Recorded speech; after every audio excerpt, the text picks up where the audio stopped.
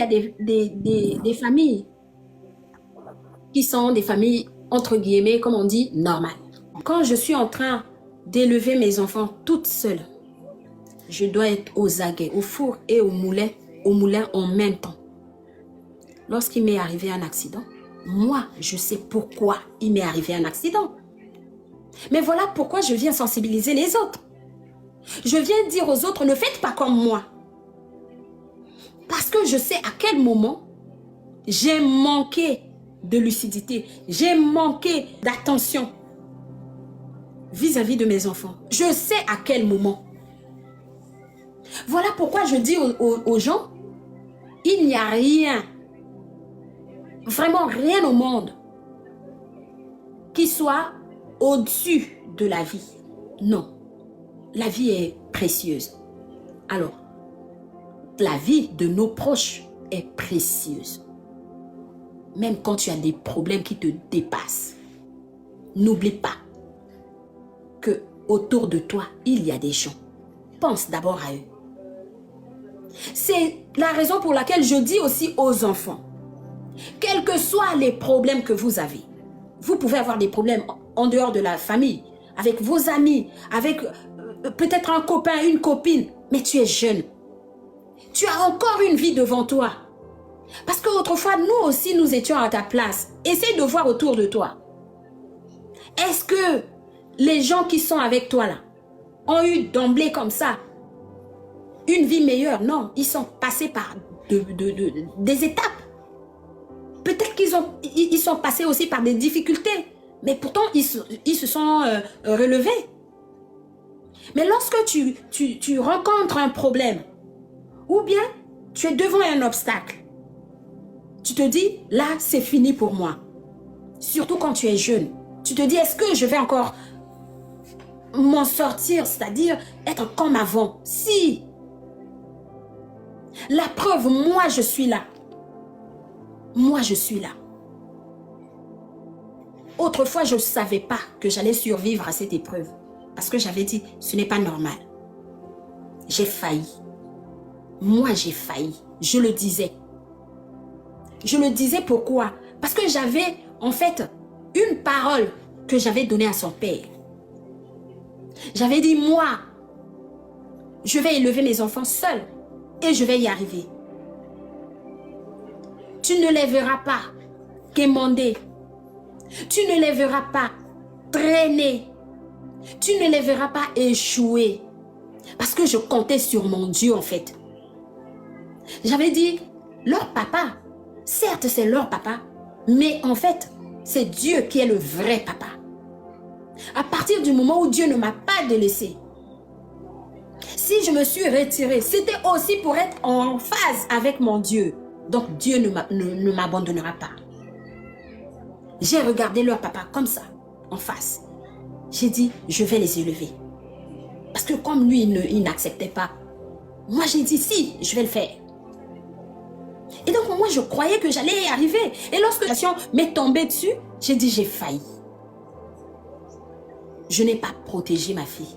Mais j'ai oublié une chose, que c'est Dieu qui protège. J'ai oublié une chose, que moi, quelle que soit la force que je mettais dans l'éducation de ma fille, de mes enfants, quelle que soit toute la volonté du monde que j'avais, sans Dieu, je courais à ma perte, en fait. Sans Dieu, j'allais perdre. C'est après que j'ai lu, lorsque, vous savez, il y a des chocs, non? Une personne peut te dire, peut te prononcer une mauvaise parole. Pensant pouvoir vous enfoncer, en fait, c'est cette parole qui va vous donner la force de vous relever.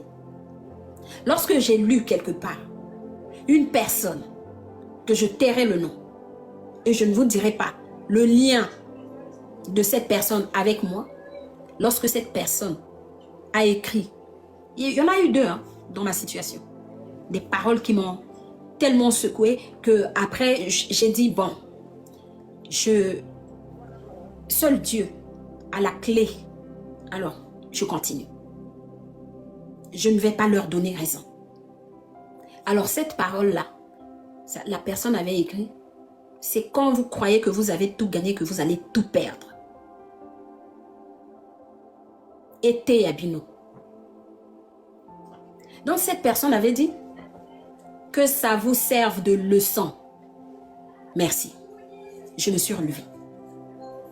Il y en a une autre qui m'a appelé carrément, qui a commencé à me balancer tout et n'importe quoi. À cette période-là, mes enfants sont là.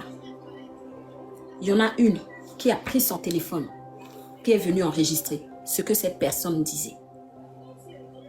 Cette personne, au téléphone, que je ne savais même pas qui pouvait m'appeler,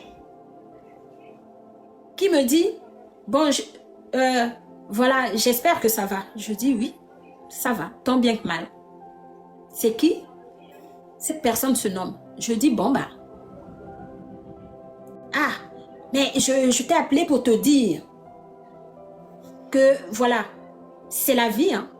Maintenant, il va falloir que tu comprennes les choses. Lorsqu'on te donnait des conseils, tu n'écoutais pas. Tu n'écoutais pas. Donc, pour lui, pour elle, cette personne-là, alors, moi, en fait, j'étais tellement têtue pour avoir divorcé, pour avoir demandé le divorce, que ce malheur m'est tombé dessus à cause de ça. Maintenant, il va falloir que tu réfléchisses bien. Lorsqu'on t'interdisait ça, tu ne comprenais pas. Maintenant, prie beaucoup hein, pour ne plus perdre un enfant. Vous savez, vous entendez ça, le cœur de l'homme. J'entends ça, je dis, ai-je bien entendu? Ai-je bien entendu? Cette personne m'a bien dit ça. Je dis, qu'est-ce que tu me racontes? Elle l'a répété. J'ai dit non, je n'ai pas besoin de méchanceté. Je viens juste d'accompagner ma fille. Donc c'était, je crois, le lendemain ou 2 ou 3 jours après l'enterrement que cette personne m'a appelé. Je dis, mais d'ailleurs, comment l'avez-vous su? Cette personne m'a dit, oh, on est dans ce monde, non? On te refuse tout sauf l'information. J'ai reçu l'information. Voilà pourquoi je te dis, voilà, fais attention. Sinon, tu risques encore d'en perdre un. Je dis, tu es sérieux? Alors, ça m'a sorti toute la colère qui était enfouie en moi. J'ai dit à cette personne, stop. Vous n'êtes pas Dieu. Vous croyez un homme de Dieu. Mais vous n'êtes pas Dieu.